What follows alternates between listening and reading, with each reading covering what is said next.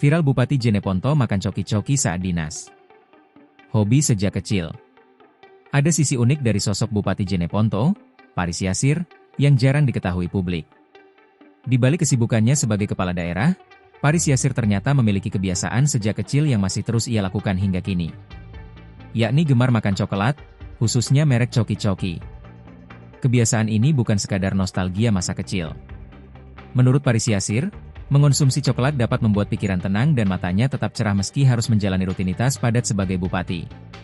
Coklat bikin rileks, bisa bikin segar juga pikiran, ujar Paris Yasir di kantornya, Jalan Lanto Daeng Pasewang, Kecamatan Binamu, Jeneponto, Sulsel, Rabu, 23 Juli 2025, siang. Paris Yasir bahkan selalu membawa stok coki-coki kemanapun ia pergi. Dalam rekaman video yang beredar di akun Instagram @paris_yasir, Paris tampak menikmati coki-coki. Tak tanggung-tanggung, di dalam mobilnya pun terlihat banyak stok coklat kemasan tersebut. Kebiasaan unik ini pun mengundang reaksi beragam warganet. Mulai dari yang tersenyum geli hingga ucapan apresiasi.